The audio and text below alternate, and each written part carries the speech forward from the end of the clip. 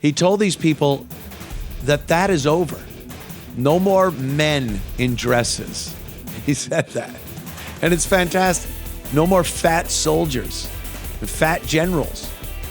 Everyone will be required to pass a physical fitness test every 6 months. You're required to do physical training every day you're on duty.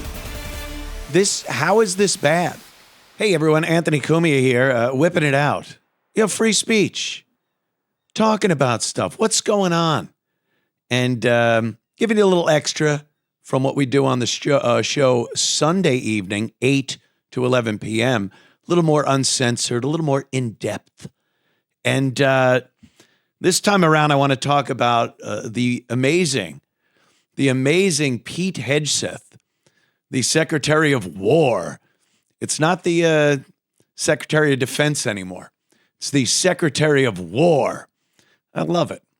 And the Democrats, of course, and the liberals, they had a huge problem with what Pete did the other day, which was gather all of the generals and admirals, Admiral Kirk, and got them in a big room and let them know that the old shit is done with.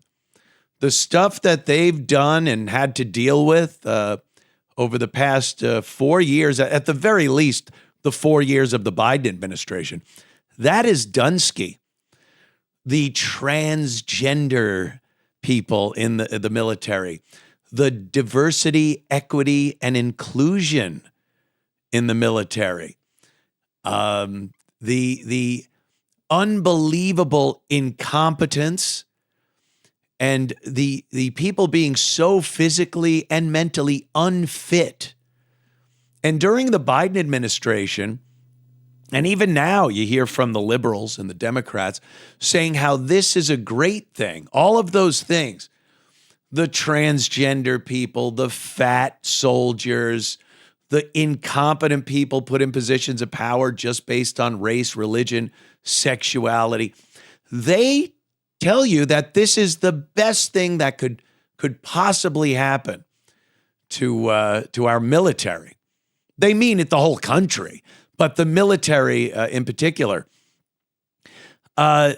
Anyone with any common sense realizes it's the worst possible thing for the military. The military isn't a democracy. It's not this illusion they have about America, that America is this country where people can come from anywhere and do whatever they please. You know, we've seen the damage that is done to our country. People that come in here from other lands and don't even like America. People that have mental illnesses that, the left looks at as wonderful people with amazing lives, and we should all be tolerant and inclusive and celebrate them. Meanwhile, anyone with common sense realizes they're mental patients. So the military is a fighting force. That's what it is. It's not a social experiment for the latest trend or the latest nut jobs to exercise their insanity. This is a fighting force. And over the centuries, couple of centuries that we've had a military in the United States, it's imperative that it be a strong, cohesive unit with strong leadership. And this has gone to the wayside. And what has taken its place of late has been the same bullshit social experiment we've seen with our own country. And it doesn't work. It only has made the military weaker over the course of the years of having people like Biden in there, or his administration. I never like saying Biden because he wasn't running anything. His administration. And it's done so much damage. So much damage. Do you think Vladimir Putin or Xi over there in China, or Kim Jong-un, or any of the tyrannical dictators that want to do their thing. They want to invade. They want to take land that isn't theirs. They want to oppress people. You think they were afraid of the United States military when they saw a man in the little military skirt with his stockings and his smart shoes and his wig and a little makeup? You think that struck fear in the heart of Vladimir Putin? Or do you think they laughed? Do you think they were laughing at the United States military? I have to think the latter. I have to think they were laughing. And it took Donald Trump getting in and appointing people like Pete Hegseth. This is a soldier.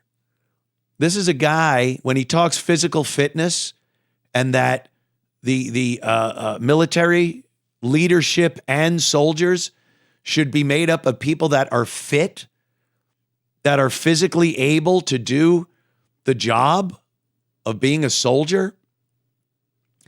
He talks about it. And then when he meets with the soldiers, he joins them for physical training. He's running with a rucksack on. He's doing the calisthenics. He's making sure that he sets an example.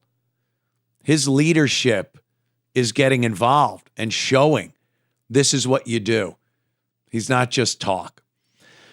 So getting back to what I started with, the Democrats are livid that at the cost of reportedly $6 million, a bargain if you ask me, he got all of the leadership, all those generals and admirals in one place, took to the stage and addressed them. And how they see this as a bad thing is beyond me. Well, they'll see anything that the Trump administration does as a bad thing. So he gets up there, and it was a great moment. He told these people that is over. No more men in dresses. He said that. And it's fantastic. No more fat soldiers and fat generals. Everyone will be required to pass a physical fitness test every 6 months. You're required to do physical training every day you're on duty. How is this bad? I was watching, of course, a clip from The View, the gals of The View. And boy, if anyone knows the military and what makes for a strong military, it's the gals sitting around the old table at The View, sipping their coffee, isn't it? They couldn't fathom why Pete Hegseth would call all these generals and admirals in front of him and not give them what The View called an uplifting speech. Because that's what they've done for years. It's all about making people feel good, inclusion, tolerance, celebration. Well, sometimes when you get a group of people in front of you and you want to let them know with no doubt whatsoever that there's a new sheriff in town and we're not doing things like that anymore, it might not be an uplifting speech. It'll be factual. It'll be important. It'll be pertinent. But maybe they won't leave feeling all good about themselves. I mean, I got to assume a majority of the brass, the upper echelon in the military, loved this, loved the idea that we're going back to a military that is based in strength, dedication, loyalty, and the mission at hand, and not this bullshit experimentation, a freak show. When I saw videos of guys on carriers or in submarines, and they're femboys with makeup on, and they're talking about how they're just going to strut around the ship for the day, that's laughable. That does not make a strong military. Diversity for the sake of diversity doesn't make a strong military. Having transgender leadership does not make for a strong military. So he got up there and let them know. And why gather them all in one place like that and talk to them? Well, because then you can't get one of these generals or admirals saying, oh, I didn't get the memo. Oh, I missed that Zoom meeting. Oh, my guy didn't tell me that you had said this, or he got them all right in front of him, pointed at them, and said, this is how we're doing things now. Remember that shit? That's done. This is what we're doing now. Between, getting rid of, he called it debris. It was wonderful. The men in dresses, the debris goes, we're not doing that shit anymore. Debris, just stuff that's in the way, stuff that gets, mucks up the works. And that's exactly what's been happening. People have, the Biden administration just abused the American military and turned it into a freak show.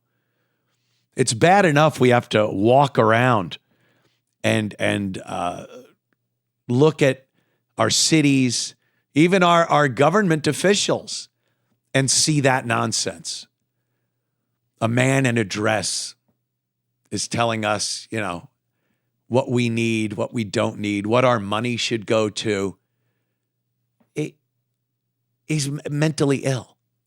and the population of this country, or at least a segment of them, much too large a segment, has been brainwashed that these people should be looked at just like, it's a woman. A man in a dress is a woman.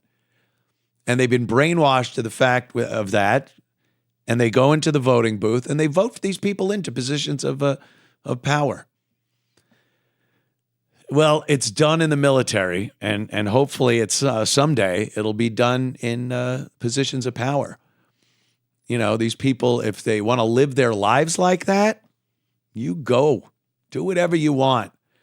I don't have any say in what you do in your personal life. You want to put on a dress as a man and call yourself a woman, have at it. Have fun. But the last thing I'm going to do is participate in it and endorse it and give you, to call you a woman. Say that these people are women. They're not. They're men in dresses. And as far as the United States military goes, it was very, very refreshing to see Pete Hegseth get up there and lay it out in simple, plain English that wasn't another one of our leaders treading lightly around eggshells, worried that they're going to say something that's going to upset some group. Who cares? What is best for America? Say that. Speak that. Engage the people and perform those duties without worrying that that's going to be an issue, that some people are going to get their feelings hurt. And we've seen what happened lately with Hakeem Jeffries and Chuck Schumer and the sombrero mustache Mexican hat dance meme. That's hilariously funny. And it just shows we're moving in that direction of not giving a shit what people think. If they're offended, the Democrats closed down the government. They were given a clean bill to finance the government staying open by the Republicans, and they decided, nope, we're not signing that one. We're going to come up with a bill that has money for illegals in it. And then they try to blame the Republicans for the stupid beeping thing. Oh, please stop. And they try to blame the Republicans for that. Well, we see the truth. And until they come to the table and sign a clean bill, the Mexican hat dance memes will continue. All right, I got to take care of this beeping piece of equipment here. And that's it. whipping it out. Little truth for the people. Could catch my show 8 to 11 p.m. Sunday evening on WABC Radio.